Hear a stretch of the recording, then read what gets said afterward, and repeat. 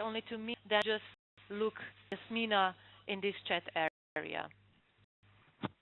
This webinar will be recorded and it will be published on the CEF website, so we'll be able to listen it many times also after the webinar ends.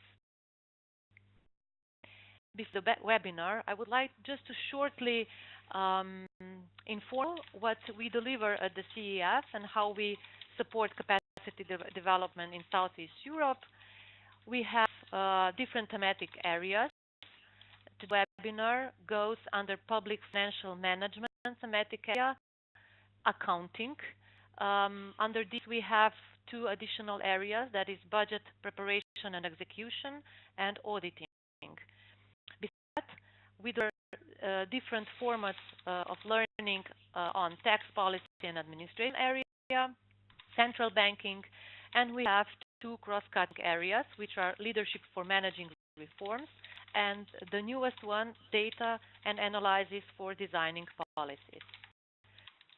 Learning initiatives are delivered either face-to-face at our workshops here at the CEF in Ljubljana or in selected country, or we deliver webinars, online courses, or even blended learning, which is a combination of online course and a workshop. Besides, have also certified training programs for accountants and auditors. Check now what is ahead of us. This introduction ends. Hopefully, Suzanne Flynn managed to join us, and she will be presenting how data is important. Data on assets is important for managers and for public finances. Suzanne worked at IMF and is technical assistance advisor for public financial management in Southeast Europe. She is based at the CEF since November 2016. Her work is funded by the European Commission. She has been working in past in Africa, Asia, and Europe.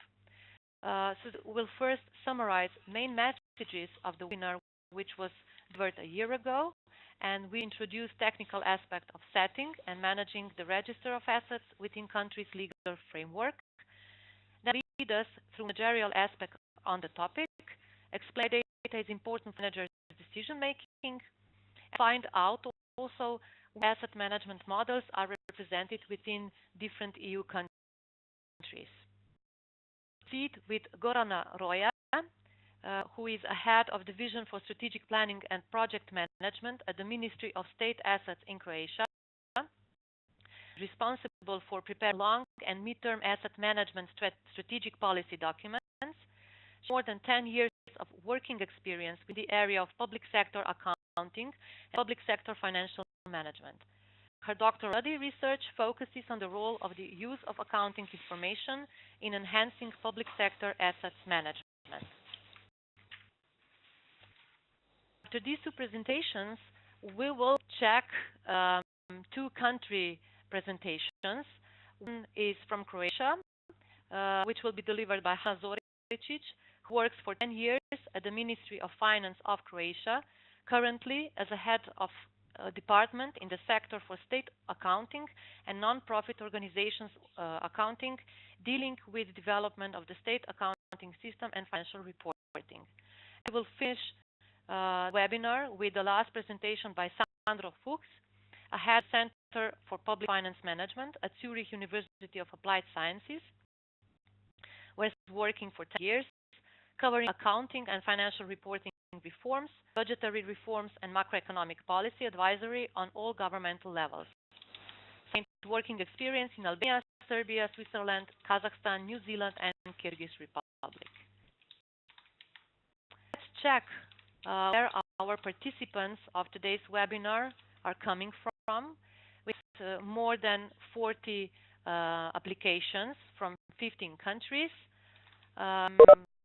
It seems that we have participants who applied from all ex-Yugoslavian countries, and then we have Kosovo, Albania, Turkey, Moldova, Czech Republic, Ukraine, Georgia, Romania, and Sierra Leone.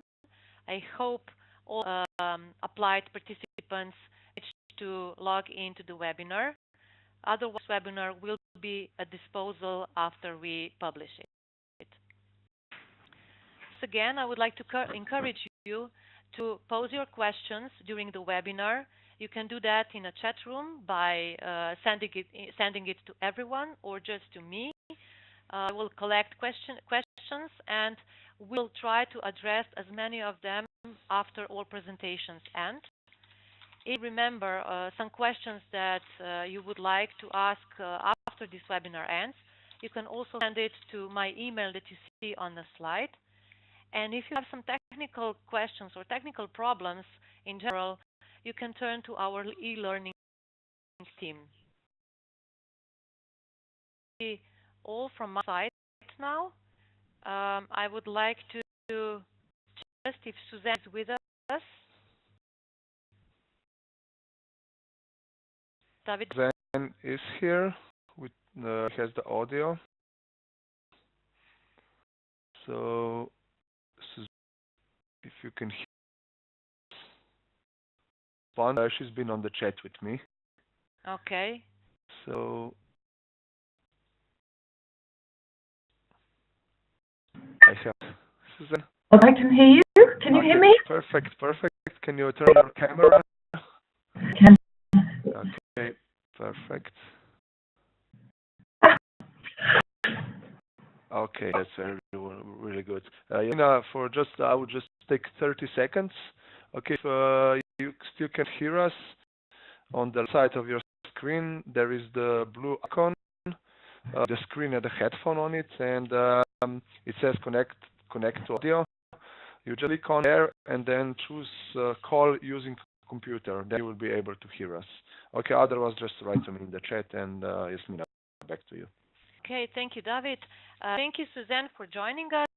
I already introduced you and your presentation, so I would just like to hand over the word to you so you can start with your presentation.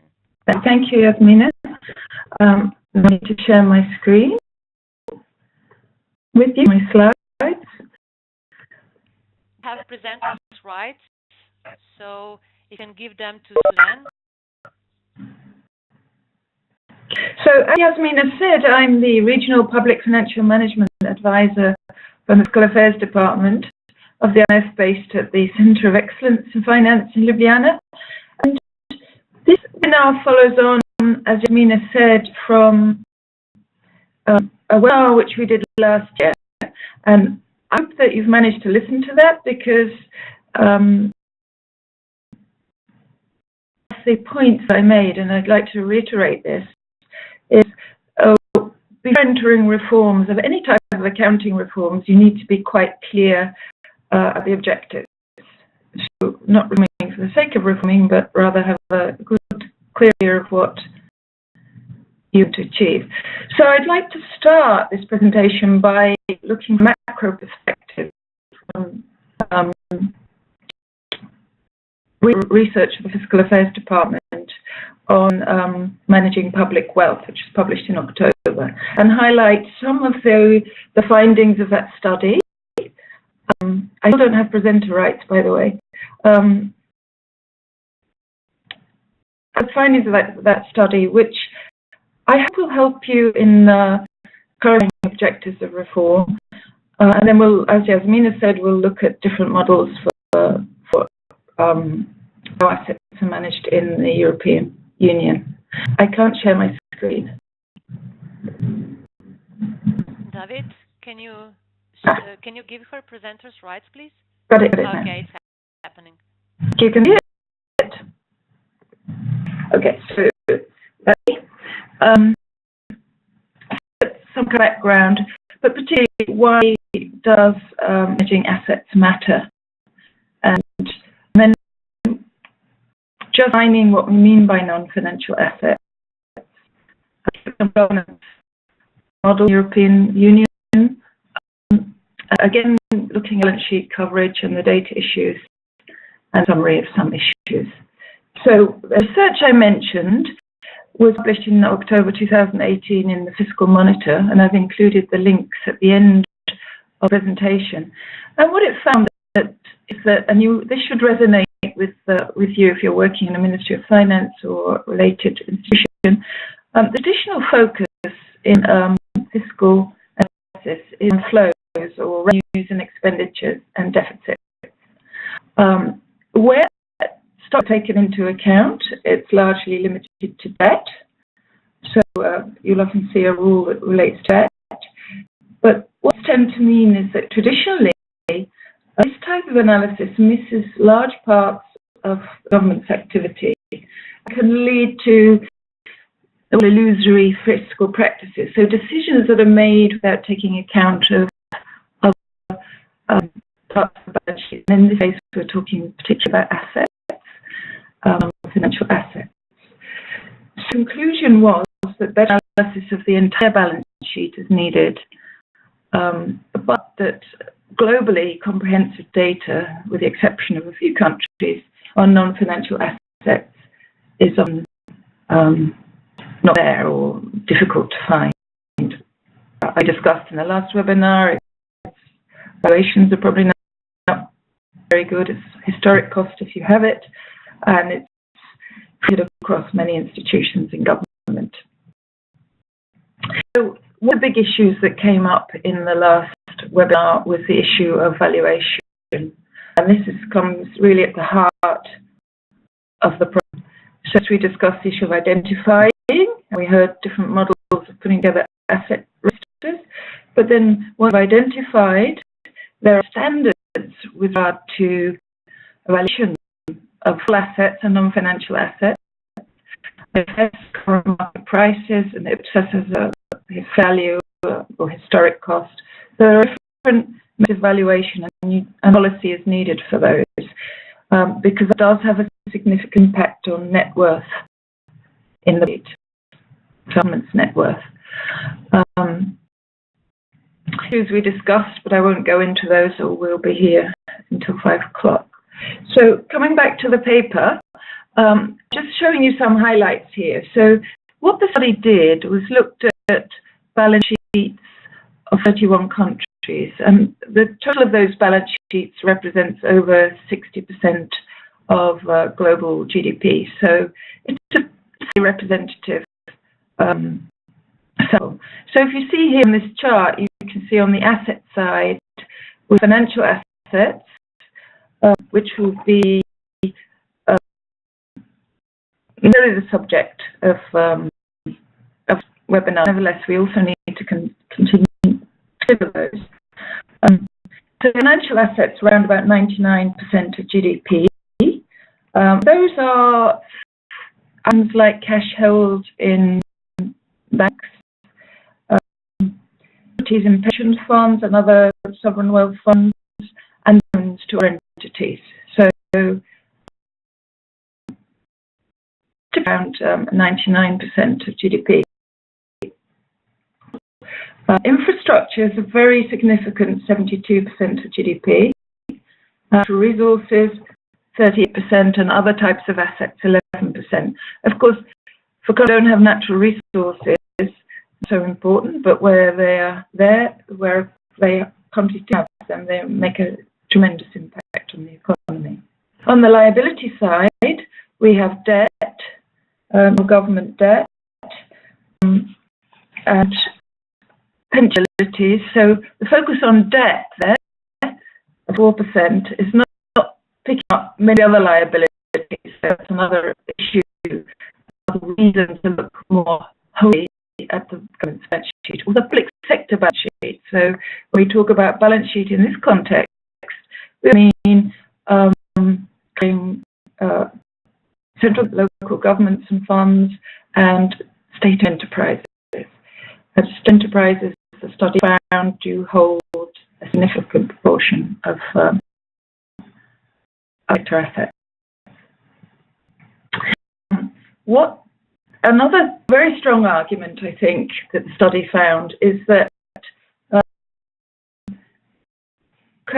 by doing balance sheet analysis, you see that the revenue, or the study found that there's potential through management of those assets, potential for increasing revenue on average up to 3%. So if these charts, what they basically show is that, based on the study, the return on assets for public corporations was around 5.6%. If you think of it, it's very low. So, for 6% return on your own assets, if you think about your domestic budget. So, by the management of those assets, in fact, in theory, you would then improve revenues. The second chart there shows basically potential improvements of management of non-financial public corporations and government central assets. I think there's a fairly strong argument for better management of not only non-financial assets but also financial assets. When we look at non-financial assets, this is basically a slide that you've probably all seen before. But what do we mean? We mean both non-produced assets, so subsoil or natural resource assets, and produced assets, which we split into fixed, inventories, and valuables. Really, the chart I showed you earlier covers those. So that's essentially, if we start to narrow down non-financial assets, so this is what we're talking about. And as I said in the last webinar, and I move around countries, not just in this region, I see a lot of focus on smaller assets, machinery, equipment, computers,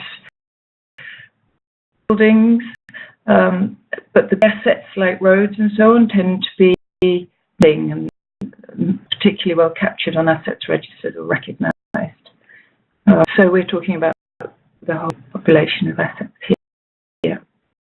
Some analysis by the European Union, come closer to home here, this shows broadly where the value of assets is found in the European, in this region.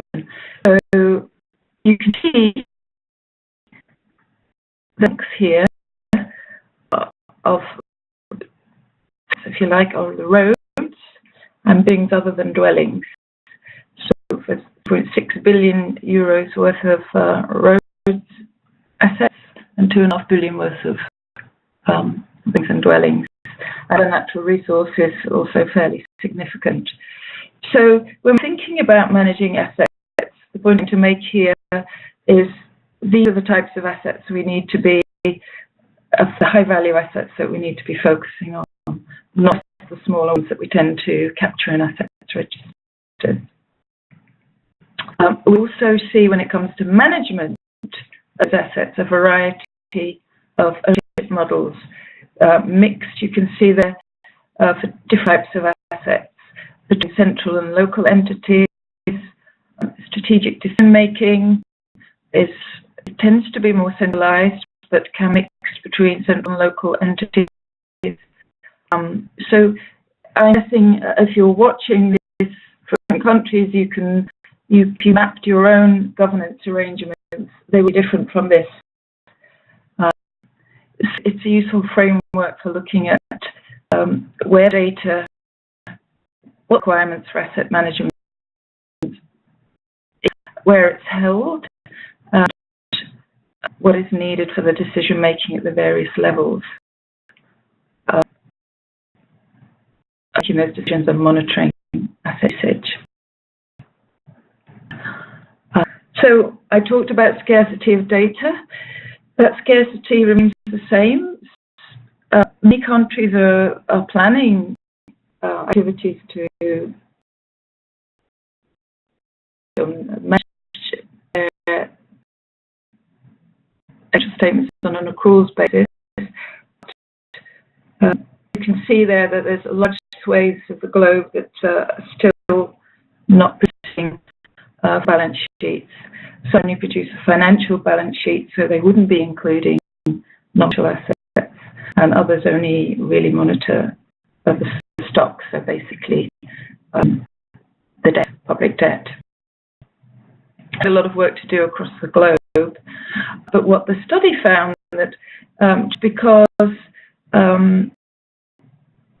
not produce a balance sheet, what they did was they looked at a country such as Gambia, which is probably very, very low capacity, and they found through various data sources the information is there and it is possible to put a balance sheet using different valuation methods. Of course, it's not as reliable as having accrual-based financial statements as a basis for consolidation, putting a public sector balance sheet, but it is possible using statements of public corporations and in the data held within government.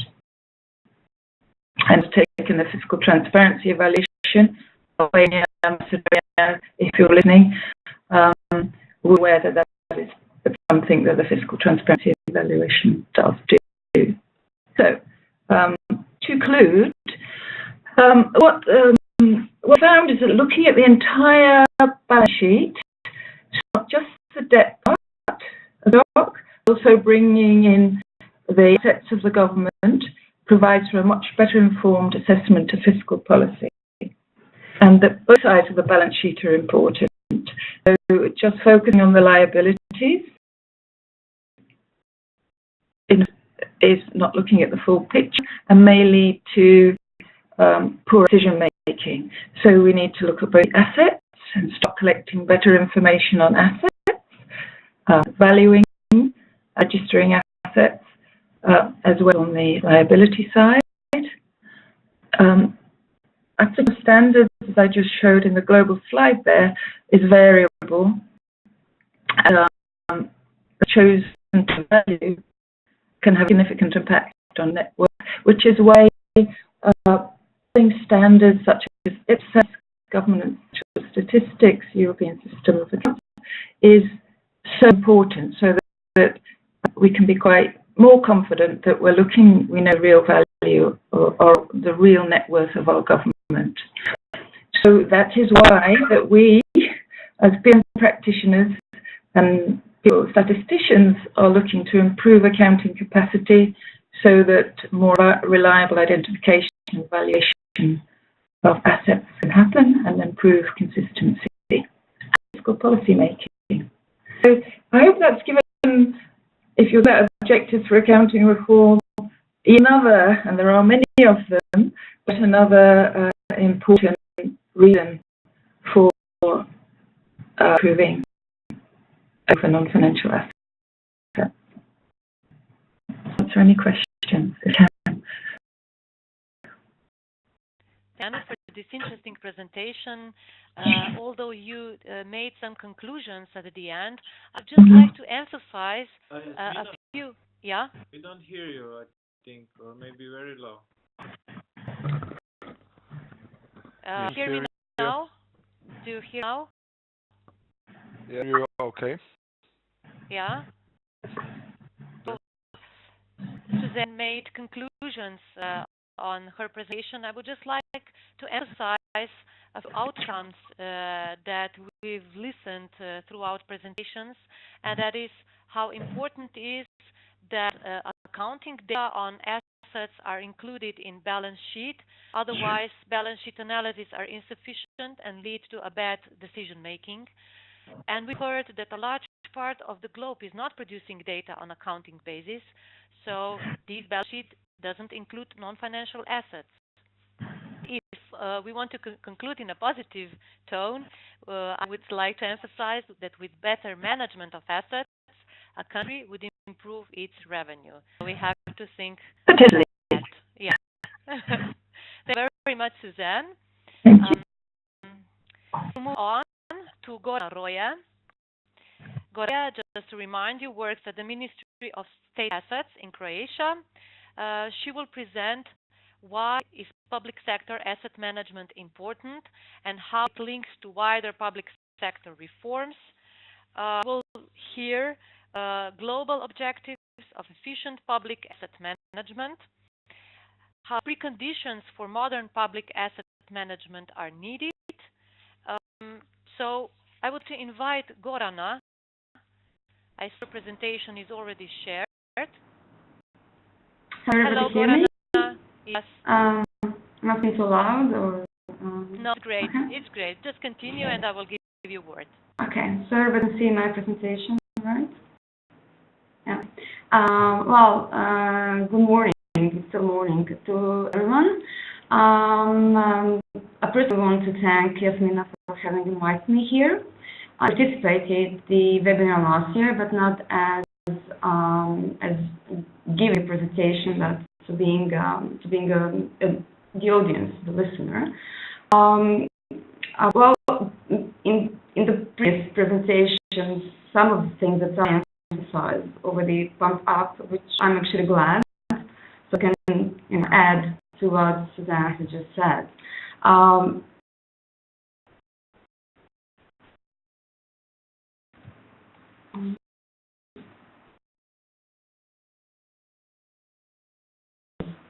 Okay.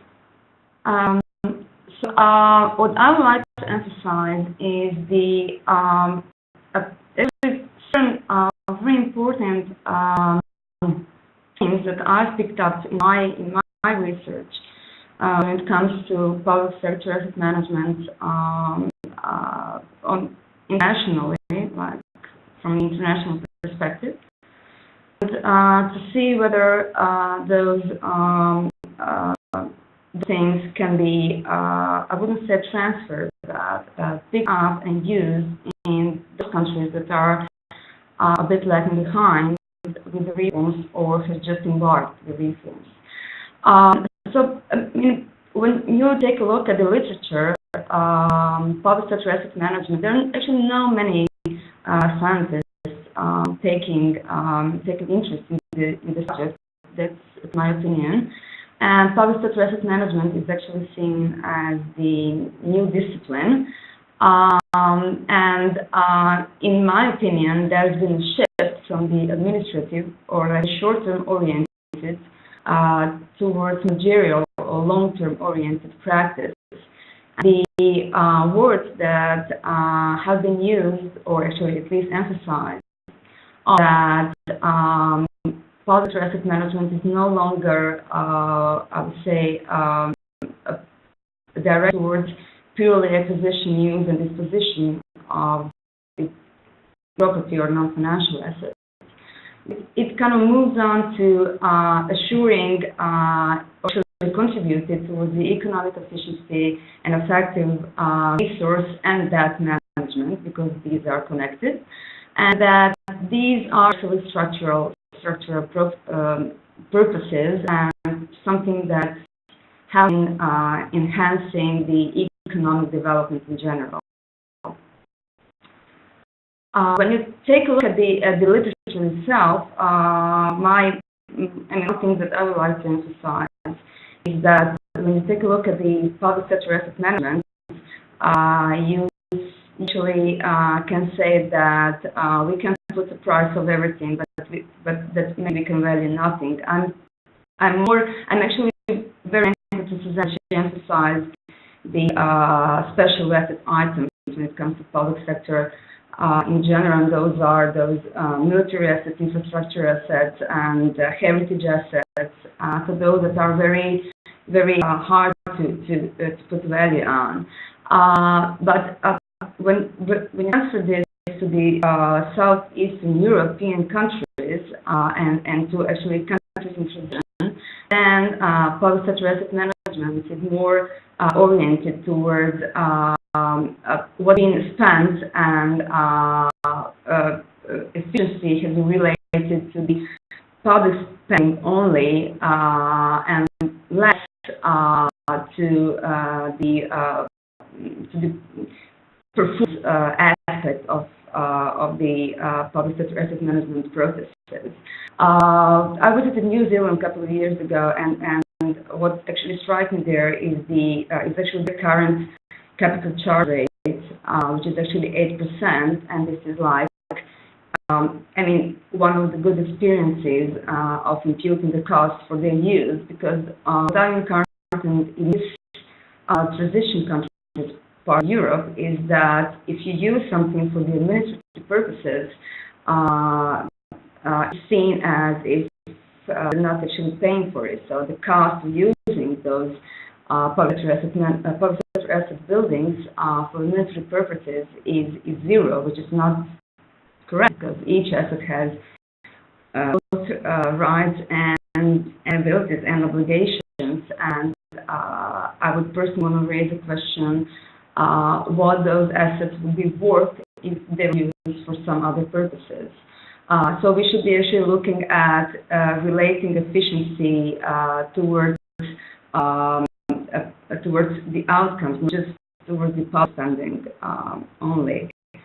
In terms of the reforms themselves, it is my opinion that there are like these mature countries or mature public sector reformers and the followers.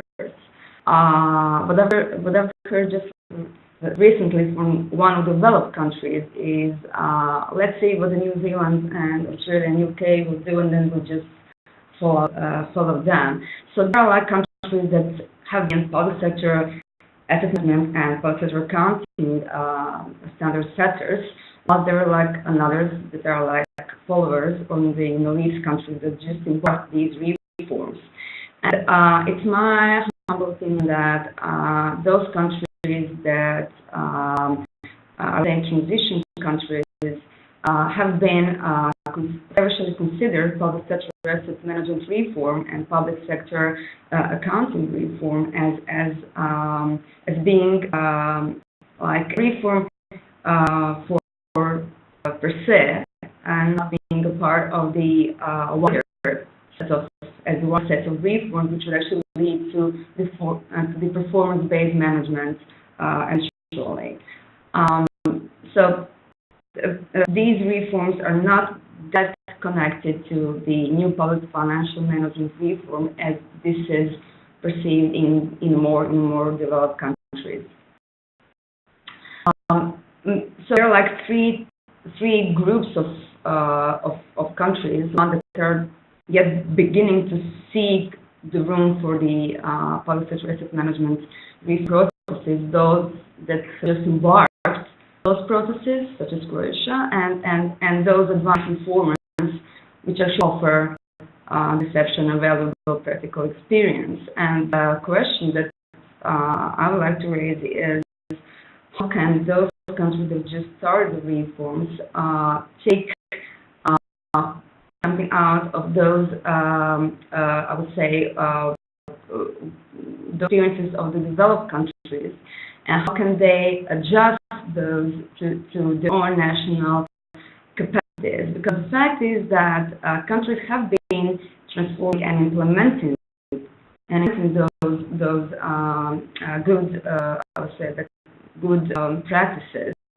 But the dynamics and the way of embarking the reforms is something that's different, and actually this differs basically due to the fact that each country is its own national specifics. So I think that countries are basically setting the objectives with Suzanne to just emphasize if some other countries have done it in 5 years, then we should do it in 5 years, which is actually not, maybe not, I would say, realistic enough, and actually is a decision that we wrote based on the, not based on the analysis of national state of play. What I encountered in my research, and this is, I think that all the other participants would agree with me, is that when you look at the developed country experiences in terms of the public sector asset reform, set of public asset management reforms and accounting as well, is that the main driver, what actually pushed the reform ongoing, was the support of the political structure. And that these reforms were placed in wider context of the development reforms. One in the transition countries or Southeastern European countries, these political incentives that ought to be a very important initiator of the reforms in the developed countries people be working on an ad hoc basis, which consequently strategic goals and development paths actually makes these strategic goals not being constant, but being the subject of the change of a political option and the structure change. So these strategic goals being more constant is what those transition countries would actually opt for, and these processes, asset management processes and public financial management reform processes, shouldn't be perceived in political context, but more as something that would promote the public sector performance and actually would result in a better outcome.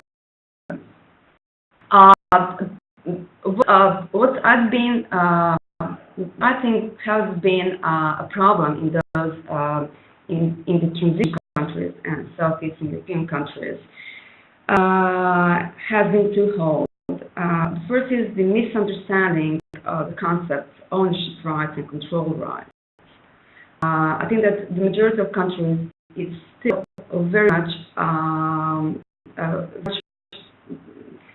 would say, pressured because of this understanding of these concepts.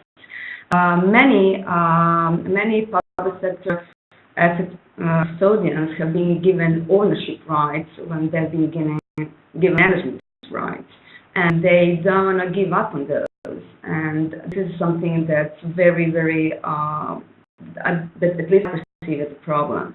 And there is a mixed authorization and the unresolved status for owning, managing the music public sector assets. And this is due to having a high degree of the regulatory framework, a high degree of normativism, and many acts and decrees and the regulatory framework documents that actually result in not knowing who is responsible or accountable for what, and that these governmental bodies are actually I would say acting by themselves, which leads to the reforming processes being more or less isolated. Well, strategic development goals should be stressed, and what's actually are preconditions for more public asset management from an international perspective. So the first one is build up a public assets registry and unifying public asset classification. What I've seen in those transition countries is that the regulatory framework for the asset management, public asset management, and the regulatory framework for for the Budget Act differ in terms of the asset coverage. Then, of course, the public asset recognition and measurement issues, and the cost and outcomes, the lack of the cost and outcomes measurement in general. So these will be like the preconditions for public sector asset management. The one that I would actually, I will not go through each of the bullets. I would actually rather provide maybe several examples. Those input factors that I think are the drivers, that have been the drivers for the developed countries, but are obstacles for the transition countries, is a lack of a central policy framework. So we have, as I emphasized, independent management, and this doesn't. This shouldn't be mixed with having the centralized or decentralized or mixed model and having different line administrators running and managing the assets. This is more for setting the strategic guidelines on a national level coming from the top management. should result in less fragmented management of public sector assets and would actually result in reducing the economic inefficiency that's associated with public property. Of course, many acts, decrees, and a very high normativism in terms of the legal framework results in having incomplete and scattered registers, because, as I said, there are like many bodies acting as custodians and both as, I would say, owners of the assets. So that these are mixed, and each of them plays a role, but separately. And accounting reforms, what actually Yasmina and Sudan stressed. So are we producing accounting information for the regulatory compliance purposes or for management purposes?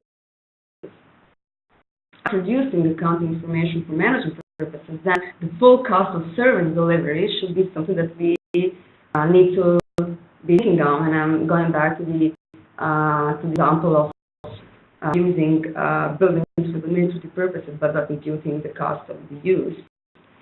And this would be like my I have a slide for a conclusion, because I think that what we should be thinking of is looking at the public asset management reform processes, both from the institutional aspects and from the reporting aspects, and simultaneously. So what we shouldn't be is responsible for that, and I'm gonna play just my role. I think that lack of different place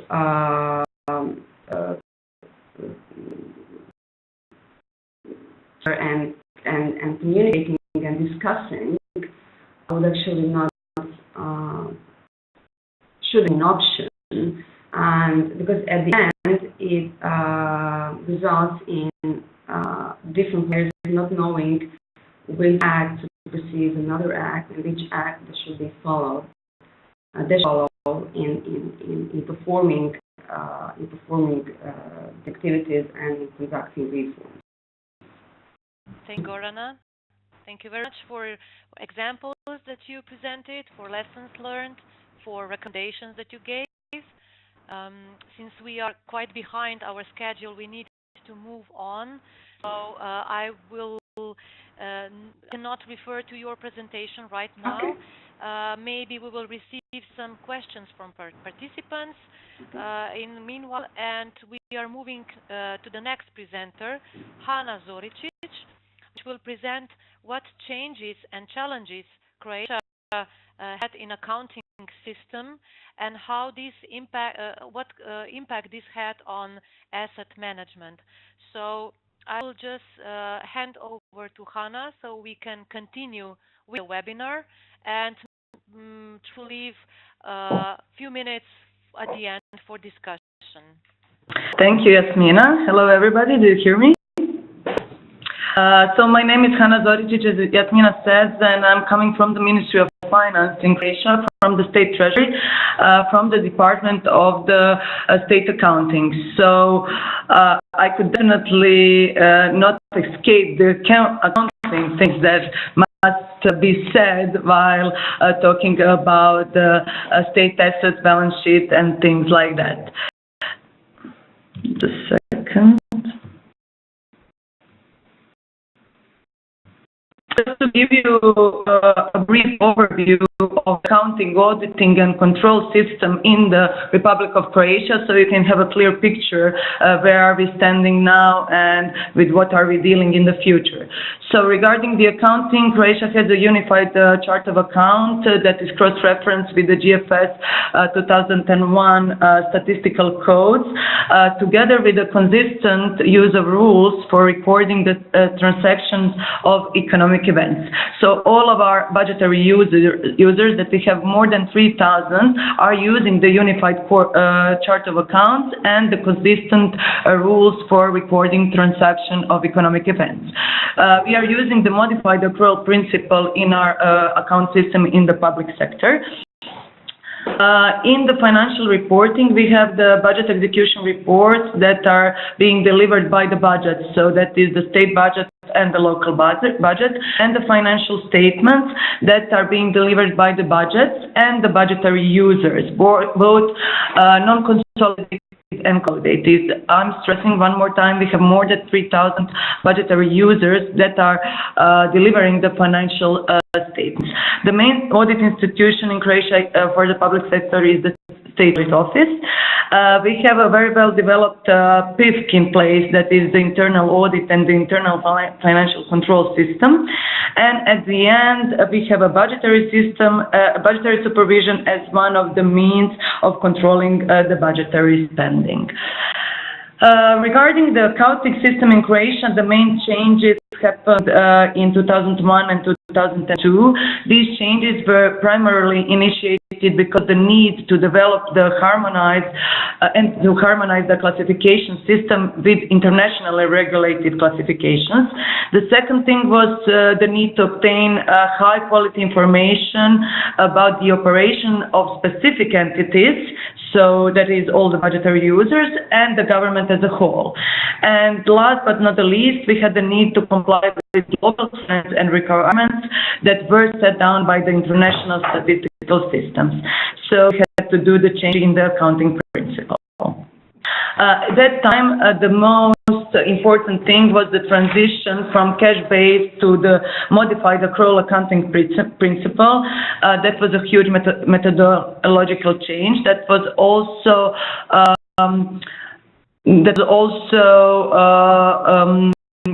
how, together with the unified chart of accounts for all government entities. Also, the analytical framework of financial reporting, the types, the forms, and the content of financial statements was also changed and adjusted to such accounting system. This all happened one more time in 2002. This transition from a cash accounting to modified accrual accounting facilitated a far more active role of accounting in budget process. So in this way, accounting not only answers the question what has been paid, but also how much has been spent. I must say that I'm very happy to hear nowadays that the role of the accounting is being more and more active role in the budgetary process, and that the budget and the accounting are not being such diverse things, so that the information that we are getting from the accounting are the information that needs to be integrated in the budget processes.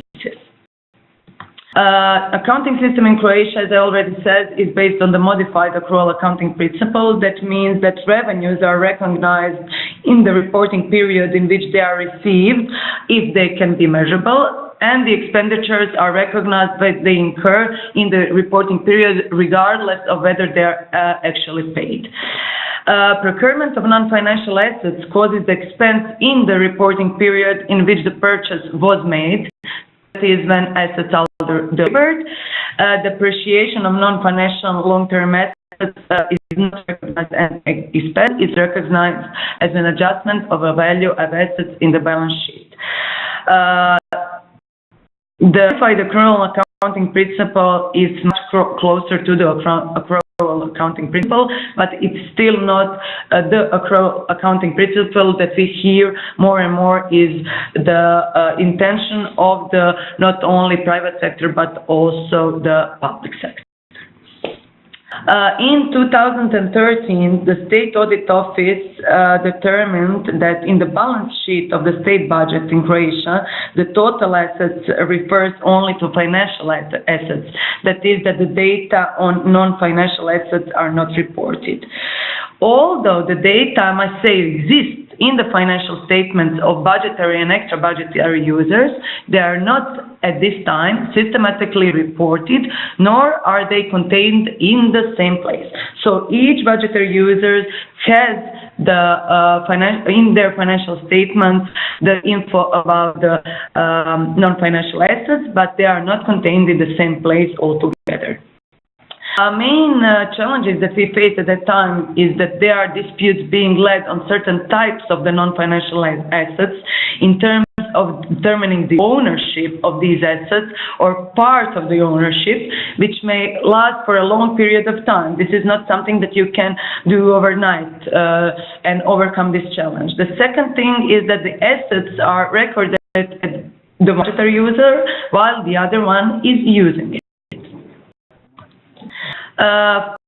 Definitely, what we already heard from Suzanne and from Gorana, that asset register is a precondition for efficient management of the state-owned assets. We had a register of state assets that was published in January 2014, and components of assets that were represented in the central asset register are real estate, companies, while other components, I must say, are not contained in these assets. Data on the value of non-financial assets generally was not stated. State Audit Office, in their findings and recommendations, said that the central asset register as such should be supplemented so that the data that is there in the central assets are the inputs for the general ledger for the state treasury, and that the inputs and the infos for the general ledger for the state treasury can be obtained from the central asset register. And in that way, we can have the coherent balance sheet of the state budget, and it can be prepared with the infos from the central asset register. I must say this is a long-term process that has some steps and the milestones in between, and can definitely not be delivered in 1 or 2 years, but is the process that is constantly being led in Croatia. So the Ministry of Finance started a project that we call Counting of State-Owned Non-Financial Assets, where the goal was to determine the main methodologies for comprehensive valuation and recording of the state-owned non-financial assets, and the reporting that will therefore be in use from the Central Asset Register.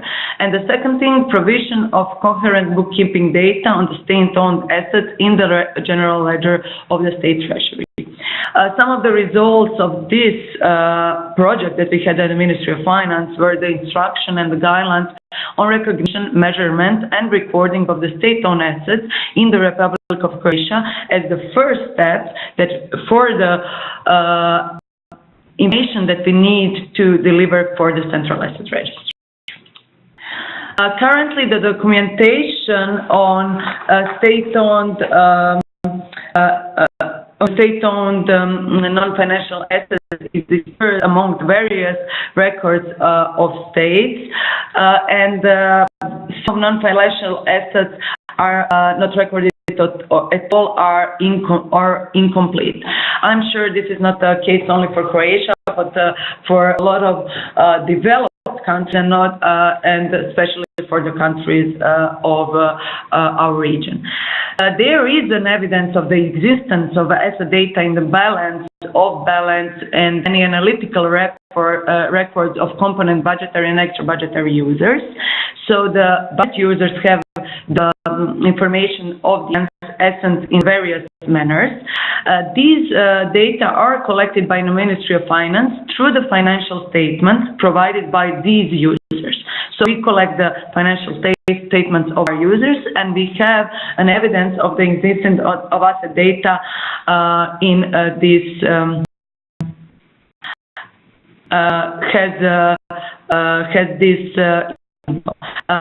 the data on non-financial assets in the end will be obtained in the balance sheet of the state budget by consolidating the balance sheets of budgetary and extra budgetary users of the state budget. So we have the data in the balance sheet of the budgetary users, and in the end we have the consolidation of the balance sheets of the budgetary users in the state budget. As I said, in this long-term goal where we want to have the infos on the state asset data in the state registry. We have some transitions for creating the balance sheet of the state budget. In order to enable the efficient and cost-effective managerial, it is necessary to create a complete inventory of state assets in the state treasury's main ledger and in the state budget financial statements based on the data from the asset registry. So we want the asset registry to be the main IT system that will give us the data to have it in the state treasury and in the state budget financial statement. But this is a main goal that we will have in the end. We need more time as well as more upgrading so that the central asset register can satisfy with its content the needs of the state accounting. This is why we have the constant dialogue in between the Ministry of Finance, the Ministry of the State Assets, and today the state-owned Office for the Digitalization that is now the owner of the Central Asset Register and is developing this register furthermore. The Central Asset Register in the end should be in function of its volume in the balance sheet of the state budget. So the intention is to achieve that the assets that certain subject is entrusted with the management thereof are integral part of the Central Asset Register, but at the same time that the assets are not the integral part of the balance sheet of that subject. So now at this point, we have the assets as an integral part of the balance sheet of the subject that is using these assets and budget that is entrusted with this assets. But in future, we want, and our intention is to achieve that the assets that the certain subject is entrusted with their management are integral part of the Central Asset Register, and at the same time that the assets are not the integral part of the balance sheet of that subject. So the ultimate goal that is the creating coherent records on the state-owned non-financial assets in the general ledger of the state budget and financial statement of the state budget, and all of this on the basis of the data from the Central Asset Register. As I said in the beginning of my presentation, since I'm an accounting and coming from the accounting background, I cannot escape from the accounting principle and accounting subject of this manner. And since Suzanne and Goran stated a little bit more about the managerial part of the I wanted in my presentation at the end at least to have just a few slides on the estimation of the value of the non-financial assets. So just to have it, because I think without this it's not a complete presentation.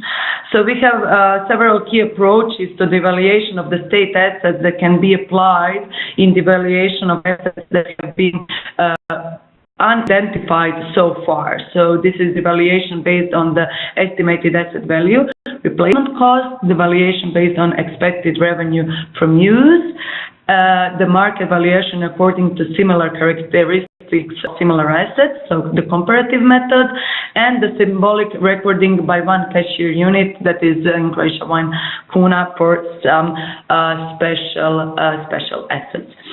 So these are the three procedures of the estimation.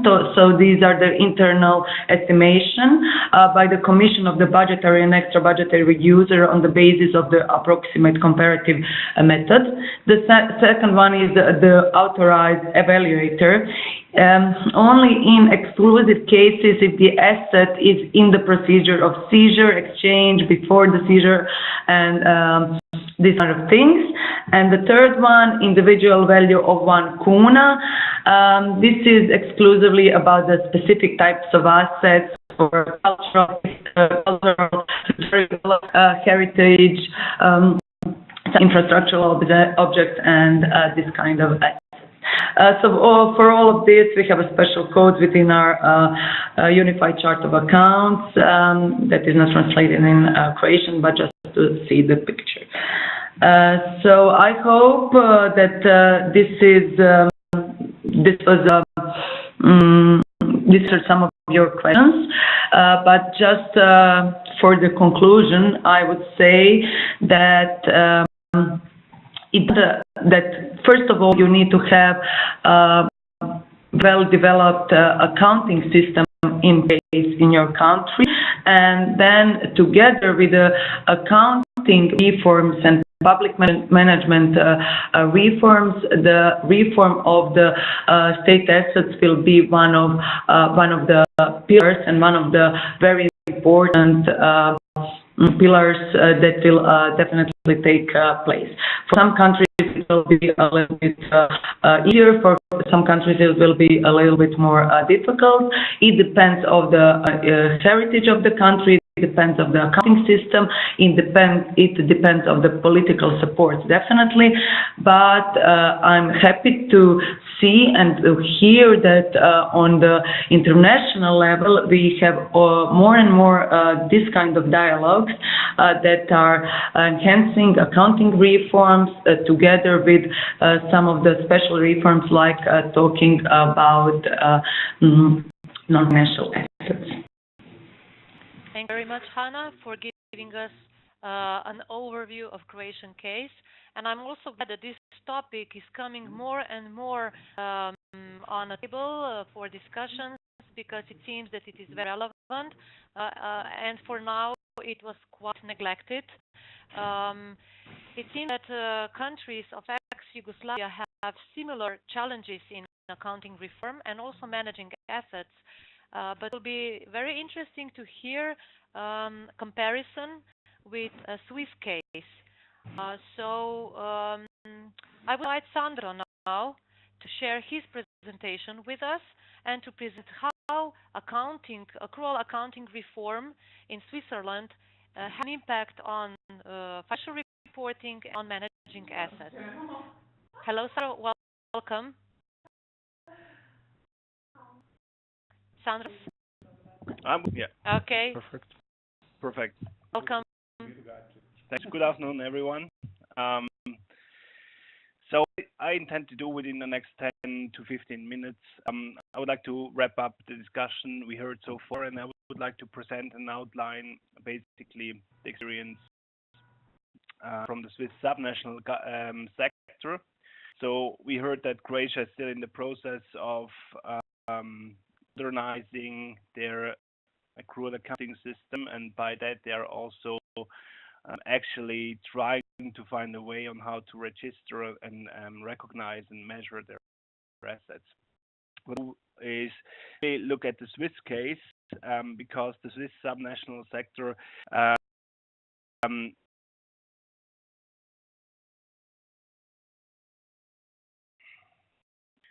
now I find a way to Click on it. Perfect. So just to give you some background on subnational sector, so Switzerland has 26 states, and all of these 26 states they were actually following the same baseline accounting accrual model within the past years or so. Within the 7 years or so, some of these states, and you see them kind of marked in red, were on accrual accounting transition, and some of them, so basically the economic Zurich, Geneva, and Brno, they have undertaken an Ipsos reform. So basically, the most comprehensive set of accrual accounting standards as to date. Some other states have followed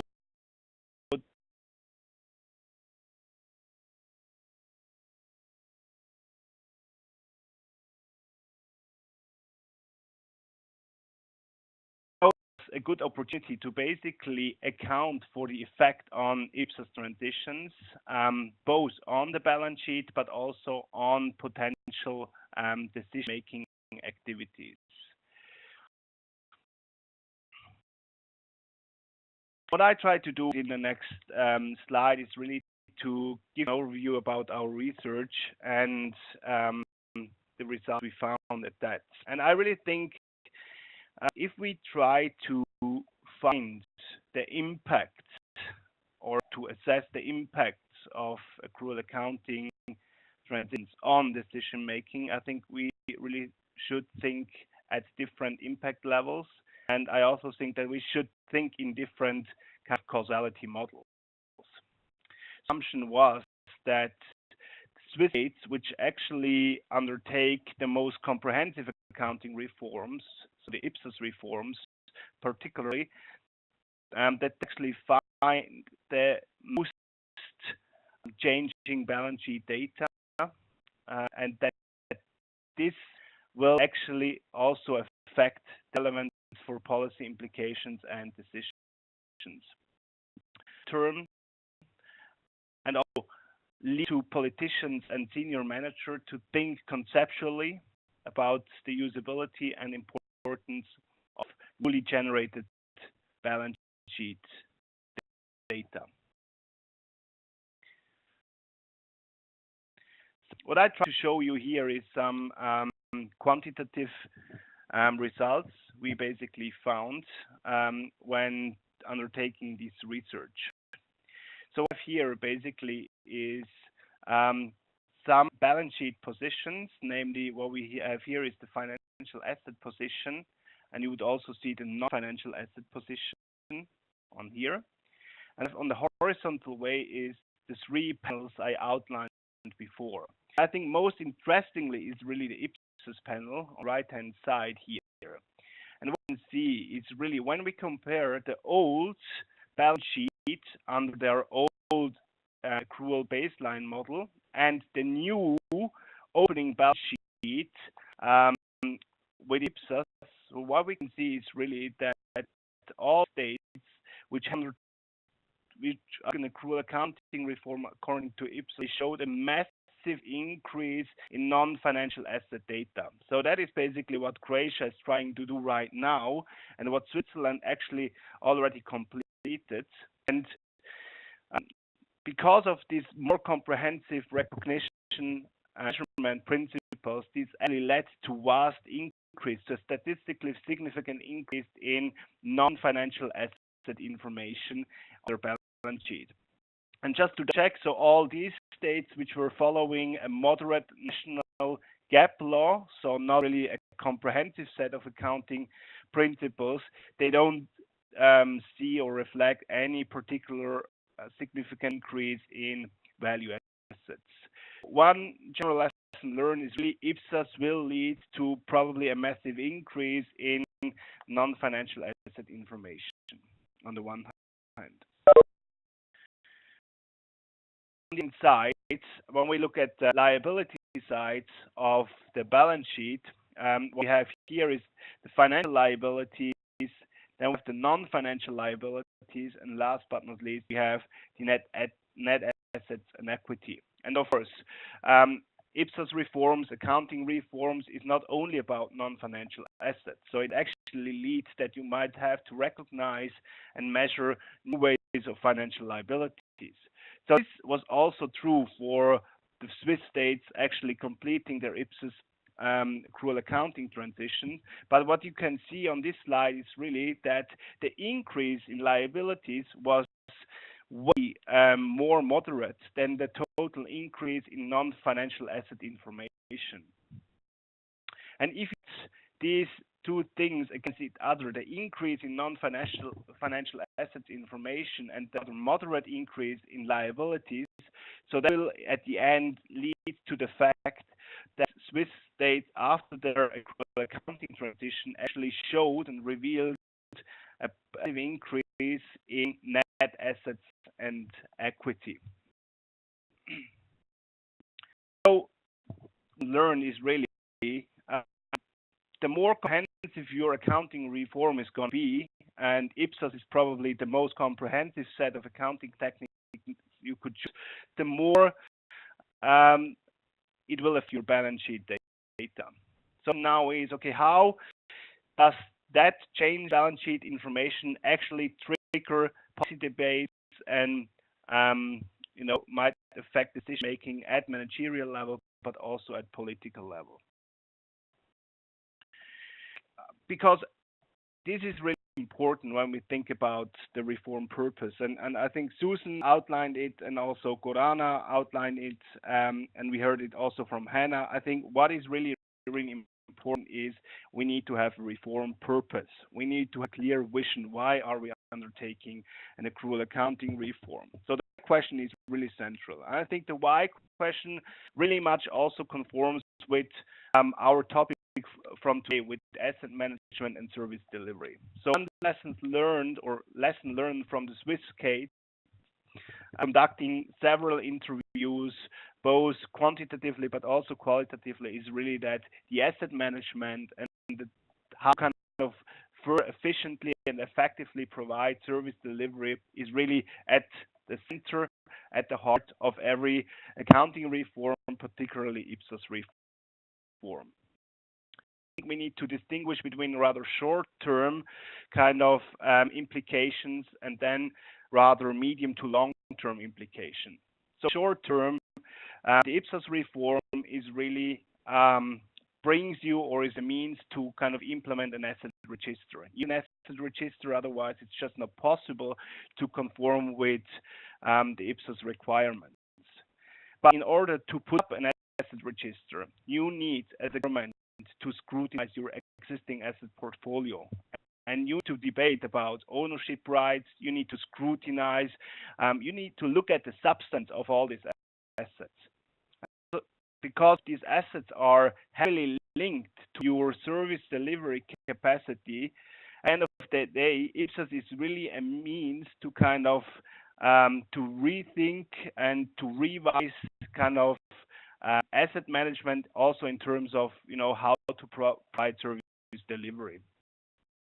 The second to emphasize, and we heard it a lot of during the last presentation, is really Ipsos is really a means to calculate the full cost of service delivery, because you have new recognition and measurement principles, and might also affect basically the depreciation rate or an impairment rate, which basically are support also attributed to the full cost of a service delivery.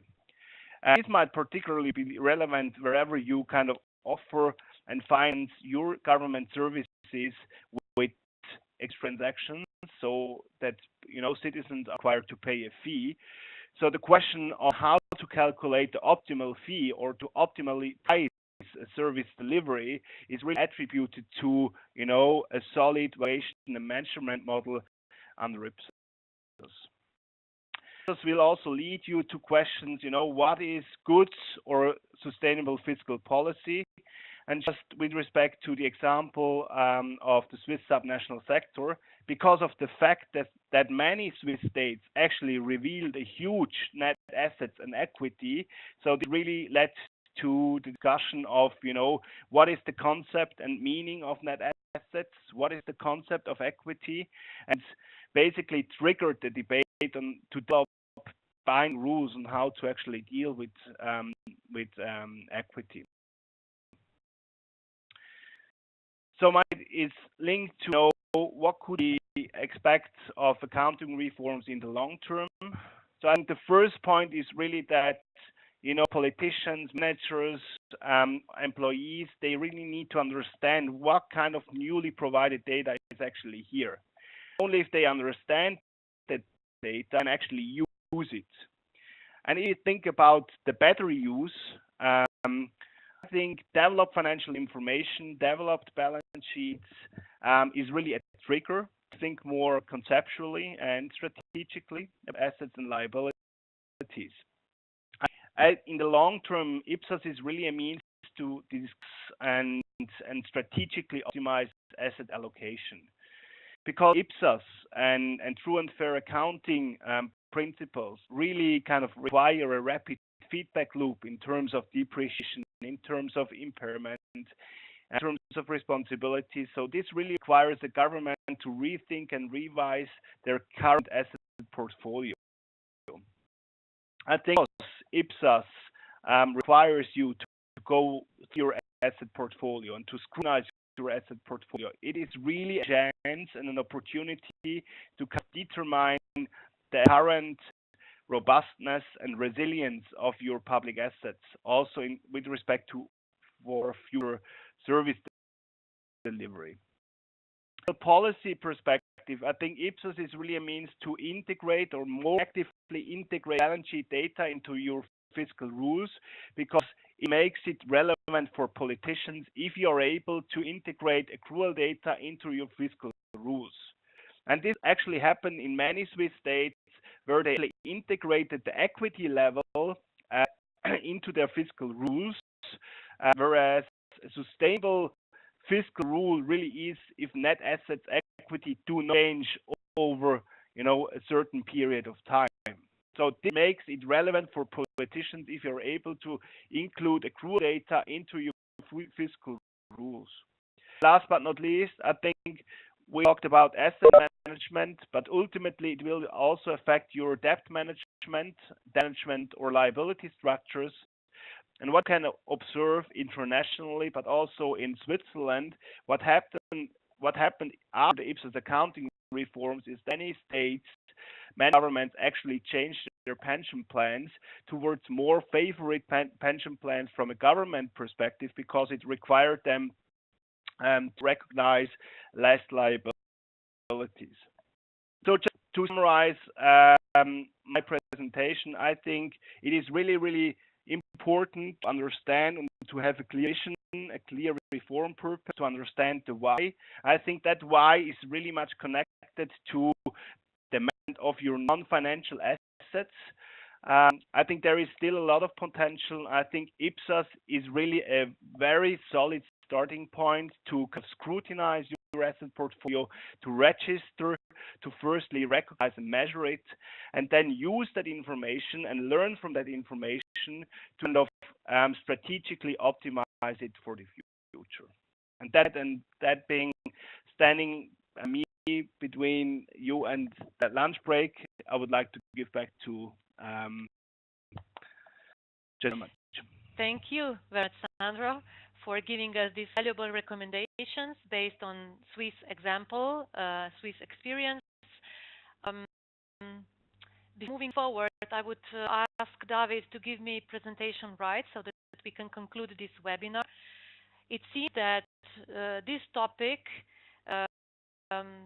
needs attention and that it calls for a wider discussion. So we are thinking to organize in the future some roundtable or workshop where we could talk more about this topic. You will receive survey in which we will call for your feedback, whether you think this topic would need additional discussion, whether you'd like to see to participate at some workshop on this topic. So my presentation to finish the webinar. Although we didn't receive questions, I believe that there are a lot of burning questions for this topic, but probably need to digest all information that we heard today. Vadim did send us one question, which is of legal nature, and it refers to a bilateral relationship between two countries. So it is the subject of this webinar. We will skip that question now. And I'd like to invite you, when we finish the webinar, you will receive a survey. I would like to invite you to give your feedback so that we can improve our learning initiative in the future. And you will all receive presentations of our speakers after this webinar finishes. Let me remind you that webinar is recorded and will be published on our CEF website, so you will have opportunity to listen it again. I would just like to inform you that our learning program for 2019 is already published on the CEF website.